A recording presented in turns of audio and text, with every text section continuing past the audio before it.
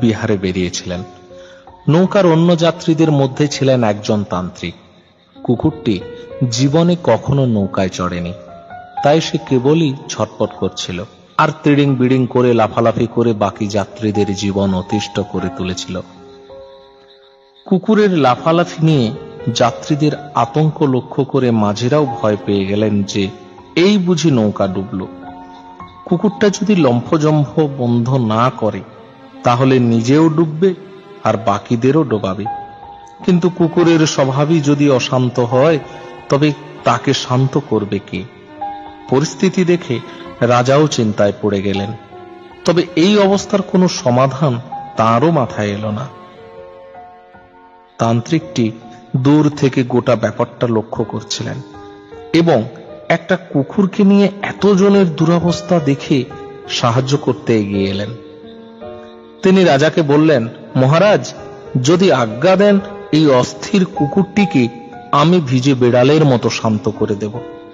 রাজাও সঙ্গে সঙ্গে অনুমতি দিয়ে দিলেন। এরপরে তান্ত্রিক এবং মাঝিরা মিলে কুকুরটিকে ধরে তুললেন এবং সোজা নদীর জলে ছুঁড়ে ফেলে দিলেন। জলে ভেসে থাকার জন্য কুকুরটি পাগলের মতো হাত পা নেড়ে সাঁতার কাটতে লাগলো। সত্যিকারের মৃত্যুর মুখোমুখি হয়ে বাঁচার জন্য আপ্রাণ সংগ্রাম করতে হচ্ছিল তাকে। এভাবে কিছুক্ষণ চলার পর তান্ত্রিক আবার কুকুরটিকে জল থেকে টেনে তুলে নৌকার উপর বসিয়ে দিলেন। কুকুরটি গা থেকে জল ঝেড়ে চুপচাপ এক কোনায় গিয়ে বসে রইল। নৌকার দুলুনি, যাত্রীদের কোলাহল, কোনো কিছুতেই আর কুকুরটির মধ্যে কোনো রকম ছটপটানি দেখা গেল না। যাত্রীরা অবাক, মাঝি অবাক, এমনকি রাজা নিজেও অবাক। রাজা তখন তান্ত্রিককে প্রশ্ন করলেন, মাত্র কয়েক মুহূর্তের মধ্যে কুকুরের স্বভাবে আমূল পরিবর্তন, এটা কিভাবে সম্ভব? তান্ত্রিক জানালেন, প্রতিটি প্রাণী একরকম। যতক্ষণ না কেউ নিজে বিপদে পড়ছে ততক্ষণ সে বিপদের গুরুত্বটা বোঝে না।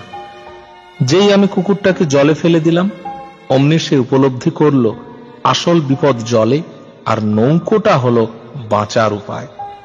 ওই কুকুরটার মতোই যারা ভাবছে করোনা হয়েছে সামান্য কয়েকজনের, এতে আমার কি? ওদেরকে একবার চীন, ইতালি, ইরানের মতো দেশে ফেলে দেওয়া হোক, তাহলেই লকডাউন কেন পালন করা উচিত বুঝতে পারবে। ঘরের মধ্যে ভেজা কুকুর হয়ে বসে থাকবে যারা অকারণ লকডাউন ভাবছে তাদের জন্য।